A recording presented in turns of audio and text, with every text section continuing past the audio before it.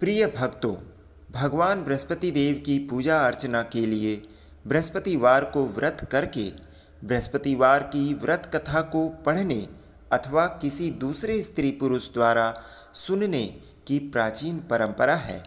बृहस्पतिवार का व्रत करने और व्रत कथा सुनने से स्त्री पुरुषों की सभी मनोकामनाएं पूर्ण होती हैं। इस व्रत से धन संपत्ति की प्राप्ति होती है, निसंतानों को पुत्र प्राप्ति होती है, परिवार में सुख शांति बनी रहती है और परिवारजन सभी आनंदपूर्वक रहते हैं। व्रत करने की विधि: पौष माह को छोड़कर किसी भी हिंदी महीने से बृहस्पतिवार के व्रत की शुरुआत कर सकते हैं। व्रत की शुरुआत शुक्ल पक्ष से करना शुभ माना जाता है।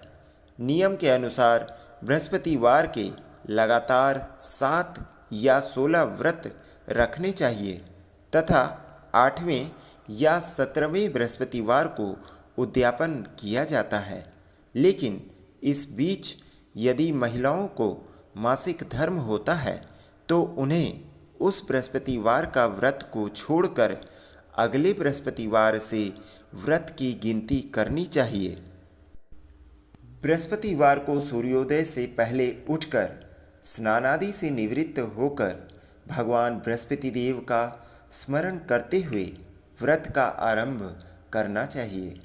उपासक को घर के किसी कक्ष में छोटा अथवा बड़ा पूजा स्थल बनाकर उसमें भगवान बृहस्पति देव की प्रतिमा की स्थापना करनी चाहिए। घर के समीप किसी मंदिर में जाकर भी भगवान बृहस्पति देव की पूजा की जा सकती है।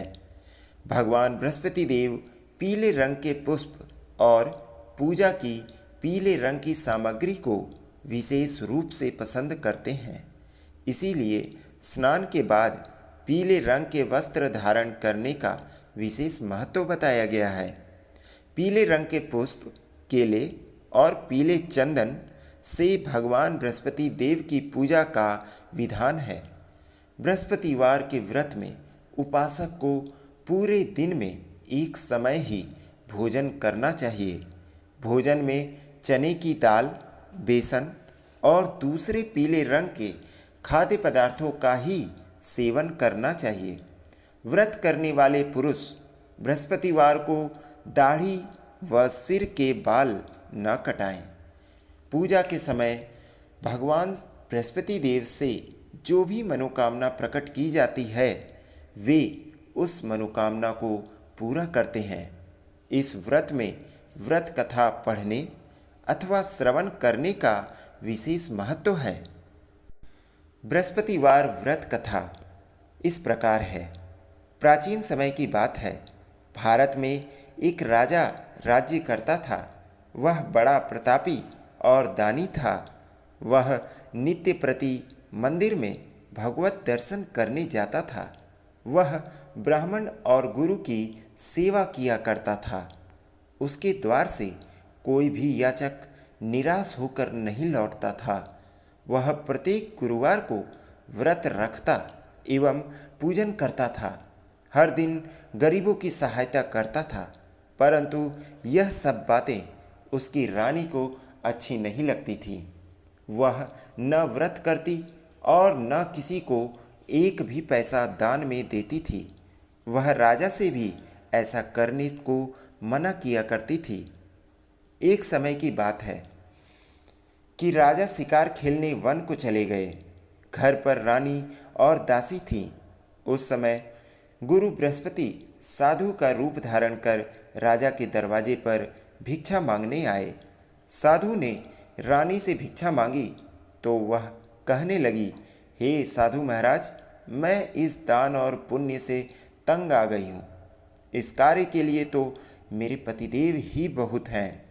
अब आप ऐसी कृपा करें कि सारा धन नष्ट हो जाए और मैं आराम से रह सकूं। साधु रूपी बृहस्पति देव ने कहा, हे देवी, तुम बड़ी विचित्र हो। संतान और धन से कोई दुखी नहीं होता है। इसको तो सभी चाहते हैं। पापी भी पुत्र और धन की इच्छा करता है। अगर तुम्हारे पास धन अधिक है तो भूखे मनुष्यों को भोजन कराओ, प्याऊ लगवाओ, ब्राह्मणों को दान दो, धर्मशालाएं बनवाओ, कुआं, तालाब, बावड़ी, बाग बगीचे आदि का निर्माण कराओ तथा निर्धनों की कुंवारी कन्याओं का विवाह कराओ। साथ ही यज्ञादि करो।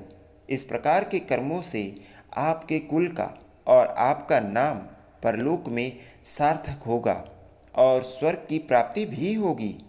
परंतु रानी साधु की इन बातों से खुश नहीं हुई।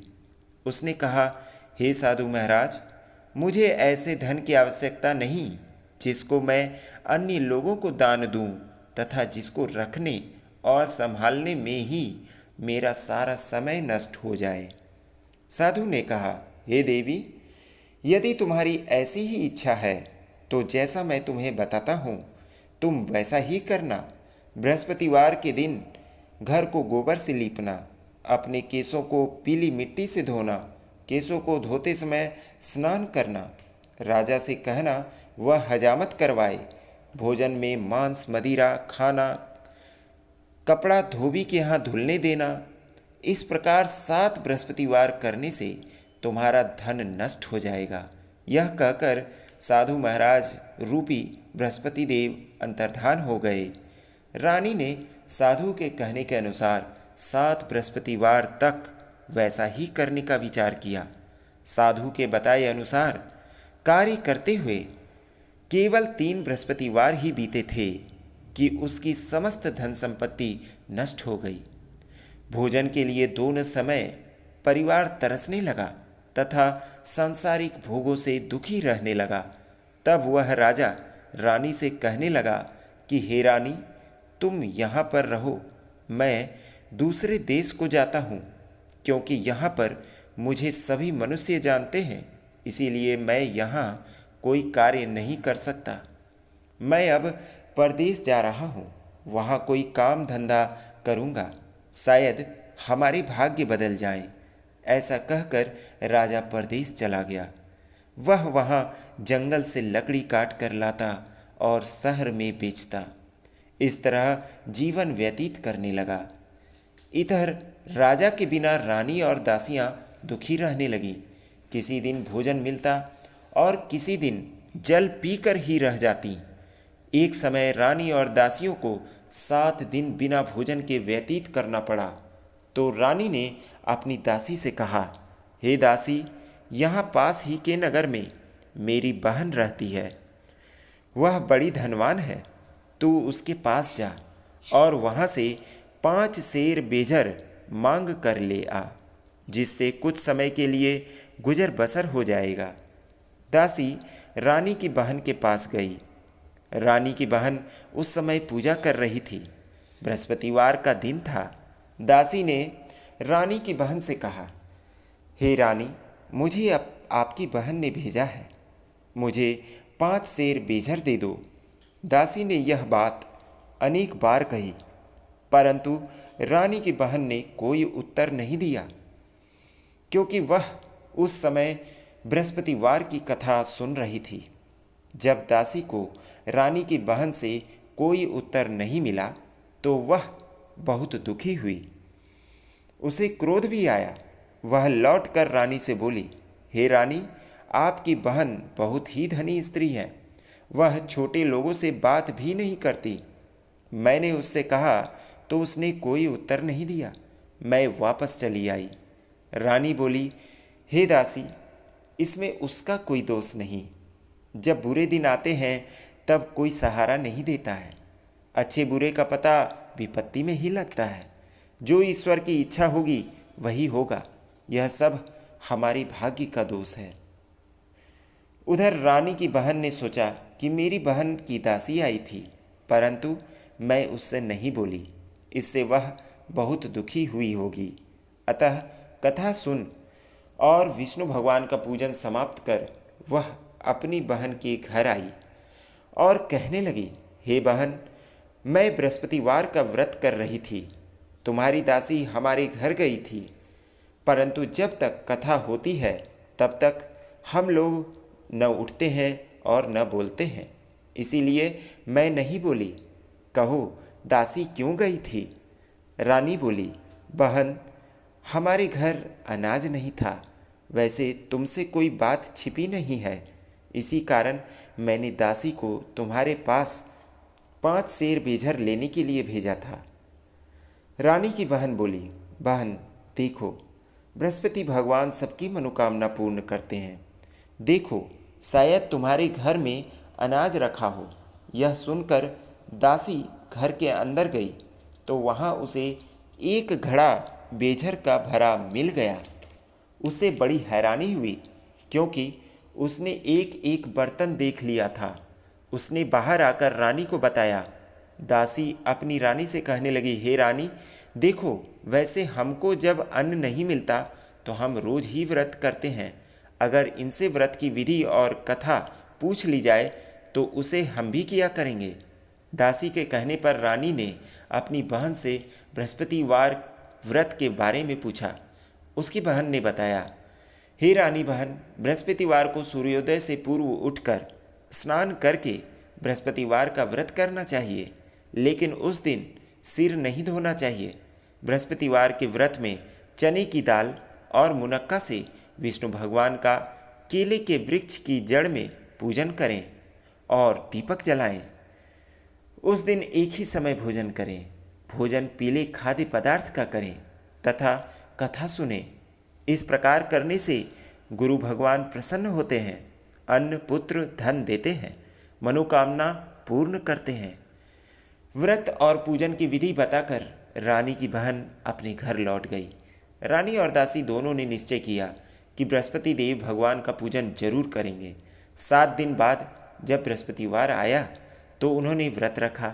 घुड़साल में जाकर चना और गुड़ बीन लाई और उसकी दाल से केले की जड़ और विष्णु भगवान का पूजन किया।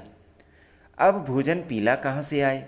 दोनों बड़ी दुखी हुई, परंतु उन्होंने व्रत किया था, इस कारण बृहस्पति देव भगवान प्रसन्न थे। एक साधारण व्यक्ति के रूप में वे 2 थालों में सुंदर पीला भोजन लेकर आए और दासी को देकर बोले, हे दासी, यह भोजन तुम्हारे और रानी के लिए है, तुम दोनों करना। दासी भोजन पाकर बड़ी प्रसन्न हुई और रानी से बोली, रानी जी, भोजन कर लो। रानी को भोजन आने के बारे में कुछ पता नहीं था, इसीलिए वह दासी से बोली, जा तू ही भोजन कर, क्योंकि तू हमारी व्यर्थ में हंसी उड़ाती है। दासी बोली, एक व्यक्ति भोजन दे गया है। रानी कहने लगी, वह भोजन तेरे लिए ही दे गया है, तू ही भोजन कर। दासी ने कहा, वह व्यक्ति हम दोनों के लिए 2 थालों में भोजन दे गया है, इसलिए मैं और आप दोनों ही साथ साथ भोजन करेंगी। दोनों ने गुरु भगवान को नमस्कार कर भोजन आरंभ किया। उसके बाद से वे प्रत्येक बृहस्पतिवार को गुरु भगवान का व्रत और पूजन करने लगी। बृहस्पति भगवान की कृपा से उनके पास धन हो गया, परंतु रानी फिर पहले की तरह से आलस्य करने लगी। तब दासी बोली, देखो रानी, तुम पहले भी इस प्रकार आलस्य करती थी। तुम्हें धन के रखने में कष्ट होता था, इस कारण सभी धन नष्ट हो गया। अब गुरु भगवान की कृपा से धन मिला है तो फिर तुम्हें आलस्य होता है। बड़ी मुसीबतों के बाद हमने यह धन पाया है, इसीलिए हमें दान पुण्य करना चाहिए। तुम भूखे मनुष्यों को भोजन कराओ, प्याऊ लगवाओ, ब्राह्मणों को दान दो, कुआं, तालाब, बावड़ी आदि का निर्माण कराओ, मंदिर पाठशाला बनवा कर दान दो, कुंवारी कन्याओं का विवाह करवाओ, धन को शुभ कार्यों में खर्च करो, जिससे तुम्हारी कुल का यश बढ़े और स्वर्ग प्राप्त हो और पितृ प्रसन्न हो। दासी की बात मानकर रानी ने इसी प्रकार के कर्म करने प्रारंभ कर दिए, जिससे उनका काफ़ी यश फैलने लगा। एक दिन रानी और दासी आपस में विचार करने लगी कि न जाने राजा किस दशा में होंगे, उनकी कोई खोज खबर नहीं है। गुरु भगवान से उन्होंने प्रार्थना की और भगवान ने रात्रि में राजा को स्वप्न में कहा, हे राजा, उठ, तेरी रानी तुझको याद करती है, अब अपने देश को लौट जा। राजा प्रातःकाल उठकर जंगल से लकड़ियां काटकर लाने के लिए जंगल की ओर चल पड़ा। जंगल से गुजरते हुए वह सोचने लगा, रानी की गलती से उसे कितने दुख भोगने पड़े। राजपाट छोड़कर उसे जंगल में आकर रहना पड़ा। जंगल से लकड़ियां काटकर उन्हें बेचकर गुजारा करना पड़ा। उसी समय उस जंगल में बृहस्पति देव एक साधु का रूप धारण कर आए और राजा के पास आकर बोले, हे लकड़हारे, तुम इस सुनसान जंगल में किस चिंता में बैठे हो, मुझे बतलाओ। यह सुन राजा के नेत्रों में जल भर आया और साधु की वंदना कर बोला, हे प्रभु, आप सब कुछ जानने वाले हैं। इतना कहकर उसने साधु को अपनी संपूर्ण कहानी सुना दी। महात्मा दयालु होते हैं। वे राजा से बोले, हे राजा, तुम्हारी पत्नी ने बृहस्पति देव के प्रति अपराध किया था, जिसके कारण तुम्हारी यह दशा हुई। अब तुम किसी प्रकार की चिंता मत करो, भगवान तुम्हें पहले से अधिक धन देंगे। देखो, तुम्हारी पत्नी ने बृहस्पतिवार का व्रत प्रारंभ कर दिया है। अब तुम भी बृहस्पतिवार का व्रत करके चने की दाल व गुड़ जल के लोटे में डालकर केले का पूजन करो, फिर कथा कहो या सुनो। भगवान तुम्हारी सब कामनाओं को पूर्ण करेंगे। साधु को प्रसन्न देखकर राजा बोला, हे प्रभु, मुझे लकड़ी बेचकर इतना पैसा भी नहीं बचता जिससे भोजन करने के उपरांत कुछ बचा सकूं। मैंने रात्रि में अपनी रानी को व्याकुल देखा है। मेरे पास कोई साधन नहीं जिससे समाचार जान सकूं। फिर मैं बृहस्पति देव की क्या कहानी कहूं? मुझको तो कुछ भी मालूम नहीं। साधु ने कहा, हे राजा, तुम किसी बात की चिंता मत करो। बृहस्पतिवार के दिन तुम रोजाना की तरह लकड़ियां लेकर शहर में जाओ। तुम्हें रोज से दुगुना धन प्राप्त होगा, जिससे तुम भली भांति भोजन कर लोगे तथा बृहस्पति देव की पूजा का सामान भी आ जाएगा। बृहस्पति देव की कथा इस प्रकार है। प्राचीन काल में एक बहुत ही निर्धन ब्राह्मण था। उसके कोई संतान नहीं थी। वह नित्य पूजा पाठ करता, परंतु उसकी स्त्री बहुत मलिनता के साथ रहती थी। वह न स्नान करती और न किसी देवता का पूजन करती। प्रातः काल उठते ही सर्वप्रथम भोजन करती, बाद में कोई अन्य कार्य करती। ब्राह्मण देवता बहुत दुखी रहते थे। पत्नी को बहुत समझाते, किंतु उसका कोई परिणाम न निकलता। भगवान की कृपा से ब्राह्मण की स्त्री के कन्या उत्पन्न हुई। वह कन्या अपने पिता के घर में बड़ी होने लगी। वह बालिका प्रातः स्नान करके भगवान विष्णु का जप करती। वह बचपन से ही बृहस्पतिवार का व्रत भी करने लगी। पूजा पाठ समाप्त कर स्कूल जाती तो अपनी मुट्ठी में जौ भर कर ले जाती और पाठशाला जाने के मार्ग में डालती जाती। वही जौ स्वर्ण के हो जाते तो लौटते समय उनको बीन कर घर ले आती।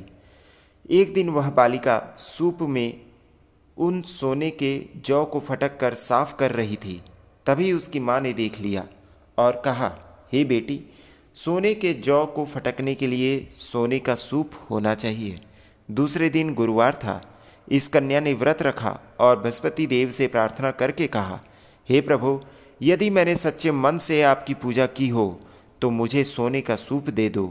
बृहस्पति देव ने उसकी प्रार्थना स्वीकार कर ली।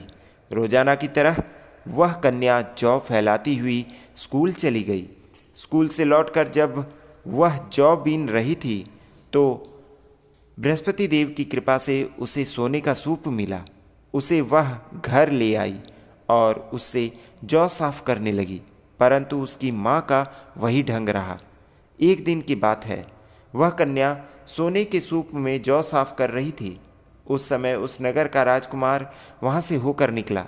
इस कन्या के रूप और सोने के सूप में जौ को साफ करते देखकर वह उस कन्या पर मोहित हो गया। राजमहल आकर वह भोजन और जल त्याग कर उदास होकर लेट गया। राजा को जब राजकुमार द्वारा अन्न जल त्यागने का समाचार ज्ञात हुआ तो अपने मंत्रियों को साथ लेकर वह अपने पुत्र के पास गया और बोला, हे बेटा, तुम्हें किस बात का कष्ट है? किसी ने अपमान किया अथवा कोई और कारण है? मुझे बताओ, मैं वही करूँगा जिससे तुम्हें प्रसन्नता हो। राजकुमार ने अपने पिता की बातें सुनी और बोला, मुझे आपकी कृपा से किसी बात का दुख नहीं। किसी ने मेरा अपमान नहीं किया। परंतु मैं उस लड़की के साथ विवाह करना चाहता हूँ जो सोने के सूप में जौ साफ कर रही थी। यह सुनकर राजा आश्चर्य में पड़ गया और बोला, हे बेटा, इस तरह की कन्या का पता तुम ही लगाओ, मैं उसके साथ तुम्हारा विवाह अवश्य ही करवा दूंगा। राजकुमार ने राजा को उस लड़की के घर का पता बतलाया। मंत्री उस लड़की के घर गया और राजा का आदेश ब्राह्मण को सुनाया। कुछ ही दिन बाद ब्राह्मण की कन्या का विवाह राजकुमार के साथ संपन्न हो गया। कन्या के घर से जाते ही उस ब्राह्मण देवता के घर में पहले की भांति गरीबी का निवास हो गया। अब भोजन के लिए भी अन्न बड़ी मुश्किल से मिलता था। एक दिन दुखी होकर ब्राह्मण अपनी पुत्री से मिलने गया। बेटी ने पिता की दुख की अवस्था को देखा और अपनी माँ का समाचार पूछा। ब्राह्मण ने सभी हाल कहा। कन्या ने बहुत सा धन देकर अपने पिता को विदा कर दिया। इस तरह ब्राह्मण का कुछ समय सुखपूर्वक व्यतीत हुआ, लेकिन कुछ दिन बाद फिर वही हाल हो गया। ब्राह्मण फिर अपनी कन्या के यहाँ गया और सभी हाल कहा तो पुत्री बोली, हे पिताजी, आप माता जी को यहाँ लिवा लाओ। मैं उन्हें वह विधि बता दूंगी जिससे गरीबी दूर हो जाती है। ब्राह्मण देवता अपनी स्त्री के साथ लेकर अपनी पुत्री के पास राजमहल पहुँचे तो पुत्री अपनी माँ को समझाने लगी, हे माँ, तुम प्रातः काल उठकर प्रथम स्नान आदि करके विष्णु भगवान का पूजन करो तो सब दरिद्रता दूर हो जाएगी। परंतु उसकी माँ ने उसकी एक बात नहीं सुनी। वह प्रातः काल उठकर अपनी पुत्री का बचा जूठन खा लेती थी। एक दिन उसकी पुत्री को बहुत गुस्सा आया। उसने एक रात एक कोठरी से सारा सामान निकाल दिया और अपनी माँ को उसमें बंद कर दिया। प्रातःकाल उसमें से उसे निकाला और स्नान आदि करके पूजा पाठ करवाया तो उसकी माँ की बुद्धि ठीक हो गई। इसके बाद वह नियम से पूजा पाठ करती और प्रत्येक बृहस्पतिवार को व्रत रखने लगी। इस व्रत के प्रभाव से उसकी माँ भी बहुत धनवान हो गई और बृहस्पति देवता के प्रभाव से स्वर्ग को गई। वह ब्राह्मण भी सुखपूर्वक इस लोक का सुख भोग कर स्वर्ग को प्राप्त हुआ। इस तरह कहानी कहकर साधु देवता वहाँ से लोप हो गए। धीरे धीरे समय व्यतीत होने पर फिर बृहस्पतिवार का दिन आया। राजा जंगल से लकड़ी काटकर किसी शहर में बेचने गया। उसे उस दिन और दिनों से अधिक धन मिला। राजा ने चना गुड़ आदि लाकर बृहस्पतिवार का व्रत किया। उस दिन से उसके सभी क्लेश दूर हो गए। परंतु जब अगला गुरुवार का दिन आया तो वह बृहस्पतिवार का व्रत करना भूल गया। इस कारण बृहस्पति भगवान नाराज हो गए। उस दिन उस नगर के राजा ने विशाल यज्ञ का आयोजन किया और अपने समस्त राज्य में घोषणा करवा दी कि कोई भी मनुष्य अपने घर में भोजन न बनवाए तथा आग भी न जलाए। समस्त लोग मेरे यहाँ भोजन करने आए। इस आज्ञा को जो न मानेगा उसको फांसी की सजा दी जाएगी। राजा की आज्ञा अनुसार राज्य के सभी वासी राजा के भोज में सम्मिलित हुए, लेकिन लकड़हारा कुछ देर से पहुंचा, इसीलिए राजा उसको अपने साथ महल में ले गए।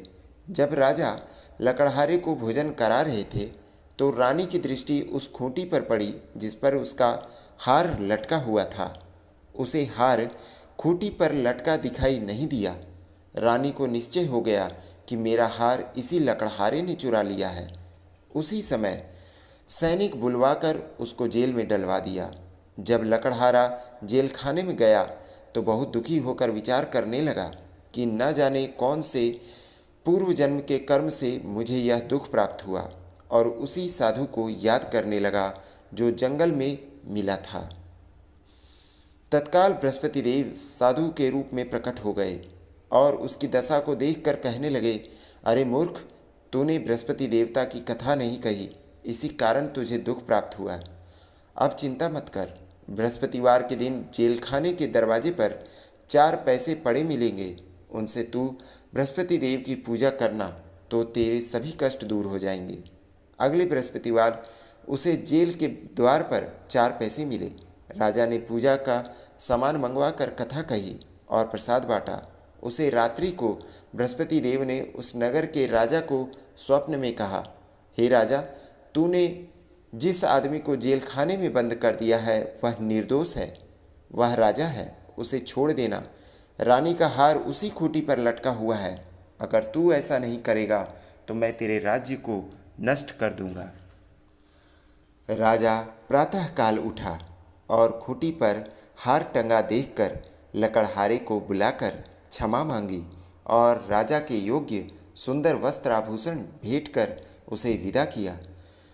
गुरुदेव की आज्ञा अनुसार राजा अपने नगर को चल दिया।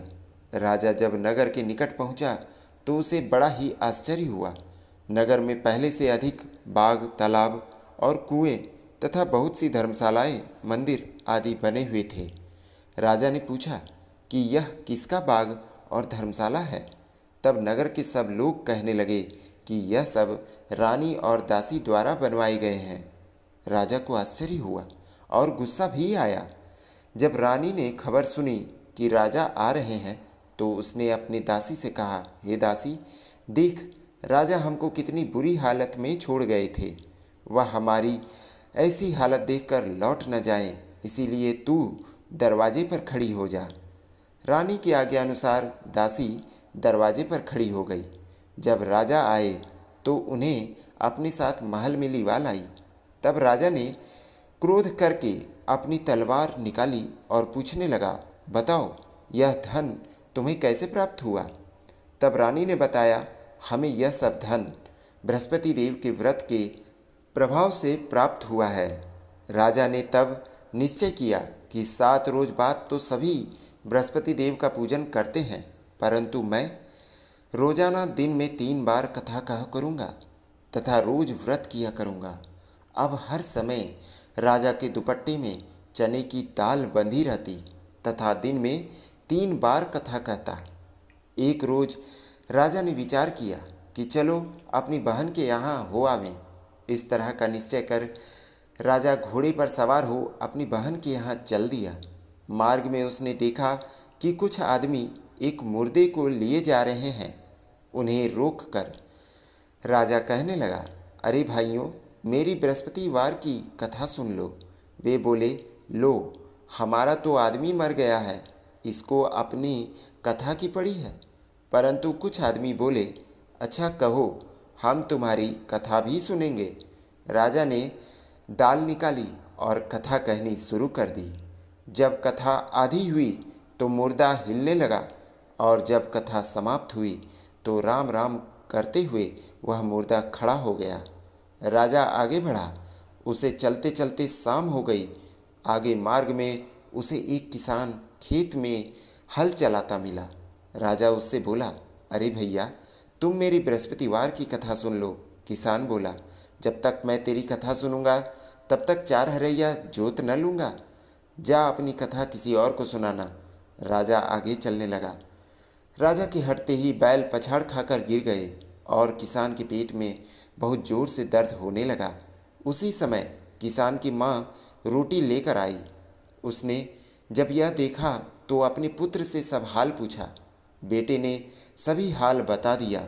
बुढ़िया दौड़ी दौड़ी उस घुड़सवार के पास गई और उससे बोली, मैं तेरी कथा सुनूंगी, तू अपनी कथा मेरे खेत पर ही चलकर कहना।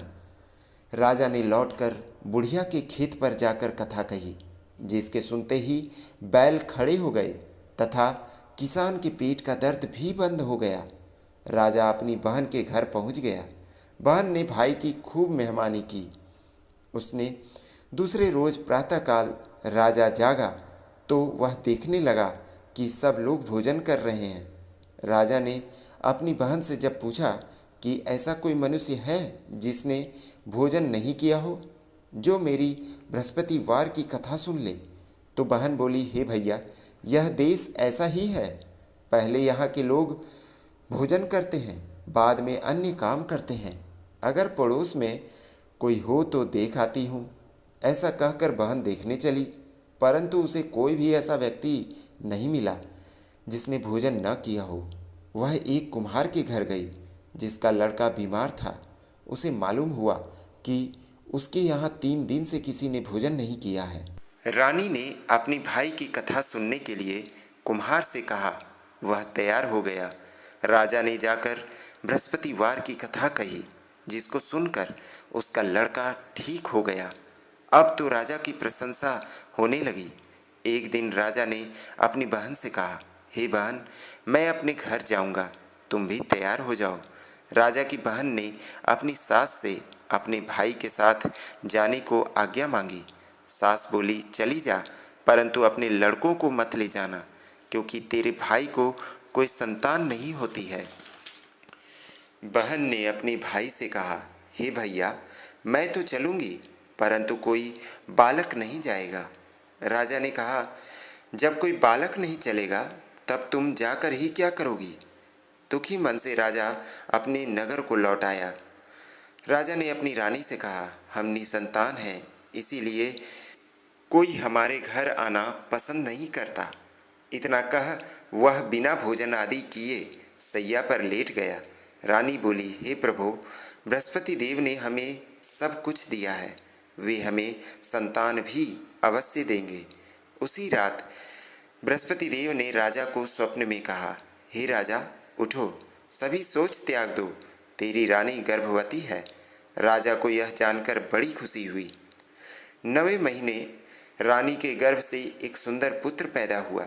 जब राजा की बहन ने यह शुभ समाचार सुना तो वह बहुत खुश हुई और बधाई लेकर अपने भाई के यहाँ आ गई। तभी रानी ने कहा, घोड़ा चढ़कर नहीं आई, गधा चढ़ी आई। राजा की बहन बोली, भाई, मैं इस प्रकार न कहती तो तुम्हें औलाद कैसे मिलती? बृहस्पति देव ऐसे ही हैं, जिसके मन में जो कामनाएं रहती हैं सभी को पूर्ण करते हैं। प्रिय भक्तों, जो सद्भावना पूर्वक बृहस्पतिवार का व्रत करता है एवं पढ़ता है अथवा सुनता है और दूसरों को सुनाता है, बृहस्पति देव उसकी सभी मनोकामना पूर्ण करते हैं। बृहस्पति देव उनकी सदैव रक्षा करते हैं। जो संसार में सद्भावना व सच्चे हृदय से बृहस्पति देव का पूजन करते हैं, उनकी सभी मनोकामनाएं उसी प्रकार पूर्ण होती हैं जैसे रानी और राजा ने बृहस्पति देव की कथा का गुणगान किया। उनकी सभी इच्छाएं बृहस्पति देव ने पूर्ण की।